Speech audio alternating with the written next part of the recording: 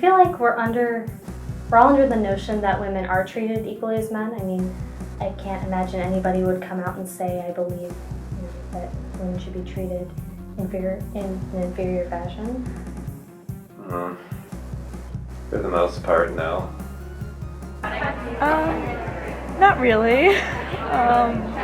But at the same time, the more you study feminist theory, the more you come to realize there are different influences in our culture and our society that do kind of inhibit the success of women. Do you agree with this statement? Since women now have all the same legal rights as men, any inequalities in the workplace are a result of their own inherent inequalities. No. Okay. Women are still paid less than men. I believe it's 75 cents to the dollar now. The way women are portrayed in media, they're objectified, they're treated as sexual objects, they're not treated as people. And yeah, the more you start studying and noticing these things, the more you come to realize that our society is a patriarchy. Our society is influenced heavily by sexist prejudice. The general public, no, I feel like it's just the way things are and they're satisfied with that. I don't think they look too deeply into these things. It's one of those things I feel like people know about, but they like to pretend they don't know about it. What comes to mind when you hear the term feminist? Well, you're asking a feminist, so for me, I no longer associate feminist with misandry and hating men. I think gender equality. But yeah, I'm sure if you ask the majority of people, they're going to assume, they're going to associate feminism with bra burnings and shaving their legs and stuff like that, all the stereotypes. Well, I mean, I guess with my background, a lot of academic stuff, like some buzz names, I guess, Judith Butler, Josephine Donovan, Eve Kosofsky Sedgwick, Betty Friedan. Sorry, they're really nerdy references, but... I don't know, I guess like a problem with feminism is that women often assert themselves to be superior to men, which I completely disagree with. I believe in more of equality and a man leading a woman than a woman trying to lead the man. I guess so, yeah. I mean, I don't... No. I am definitely not a feminist. It's an interesting term because, like, whenever I think about considering myself to be a feminist, it's the way I think about it is what do I do as a man, for as loaded as that term is historically, I guess what do I do as a man to sort of release myself from male gender roles, which I think they really are feminists. I just don't think that they're familiar with what the term feminist entails. I know that a lot of, I think it was Katy Perry that just came out recently saying, I support equal treatment of women, but I'm not a feminist. That's completely contradictory. Feminists do encourage gender equality, and they want to make sure that males and females are treated equally. It's not about suppressing males or inhibiting their success in order to make females appear higher. It's all about trying to just leveling the playing field and making sure that gender doesn't come into play when determining one's success. I guess it depends on the circumstances of their not considering themselves feminists. A lot of cases that get me the worst are cases in which people don't consider themselves that, be it for religious reasons. I almost find that more infuriating than just like people who are disgusted by women or something like that, or people who are I guess it depends on the extent to which like people are trying to have their anti-feminism instituted, or whether or not it's even anti-feminism or just lack of awareness of the whole issue.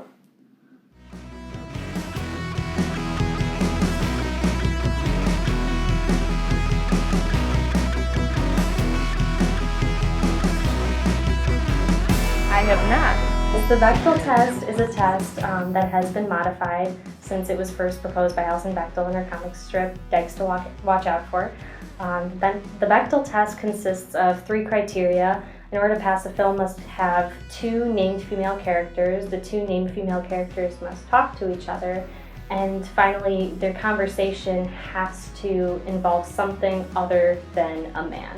So you can imagine a lot of films just barely pass this with them talking about stereotypical feminine things like weddings or children or being housewives. Things that don't directly deal with men, but they still fall into the, traditional female roles.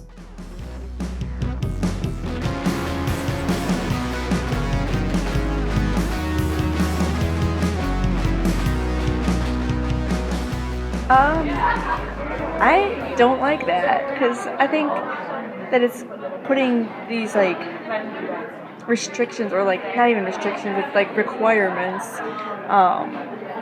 categories based on sex, and it's actually quite the opposite of equality, because it's like saying that you need to have a certain number of black people in a movie. You're just categorizing, which shouldn't even be shouldn't even exist. Just because a film doesn't pass the Bechdel test, it doesn't mean that the director or the writer sat down and said, I'm going to write a film I'm going to write a script that's going to completely demoralize women. But at the same time, I feel like the more that we become aware of this, that the majority of films do not pass the Bechdel test, I think the more that directors and writers are going to have to come to terms with, well, why is it so difficult to create a realistic, substantial female character? Why is there a 3-to-1 ratio of male main characters versus female main characters? So again, it's just one of those things that's subtly influencing us. It's not like any film that doesn't pass the Bechdel test is terrible, but at the same time, we have to come to terms with, well, why is this happening? Why is this so common? I'm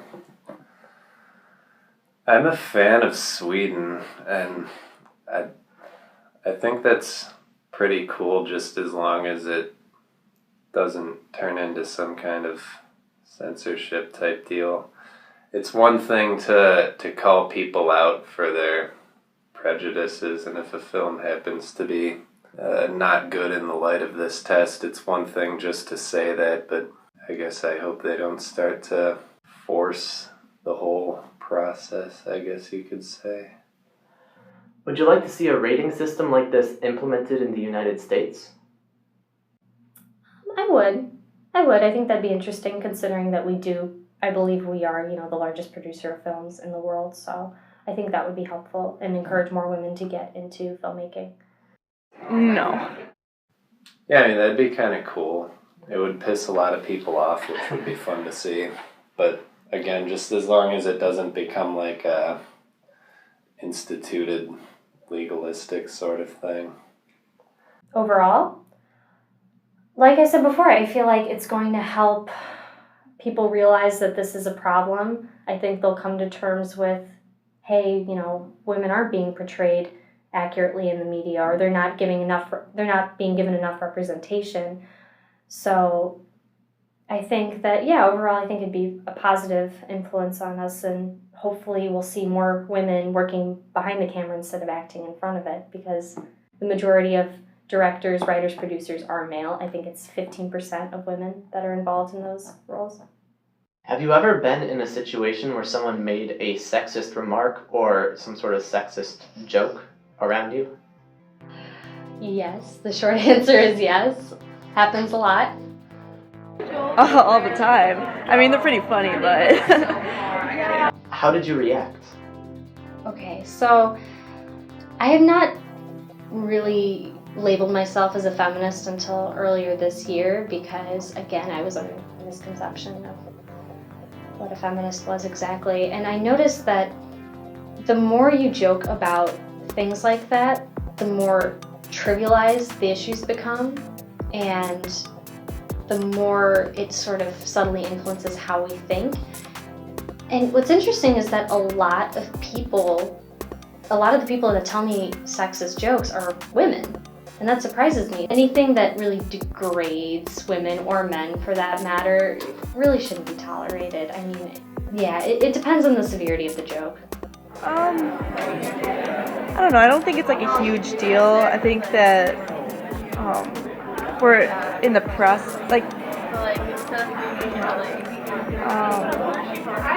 it's a gradual change. I usually just try to do my best to call it out and to make people aware that it's not okay, because that's one valuable thing I'd say I learned as an RA, was that like there's a lot of power behind just being like, hey, stop. And then like people insist like, hey, I'm not serious, man. I don't really feel that way. It's like, that doesn't matter. Doesn't matter. I try to use it as a teaching moment.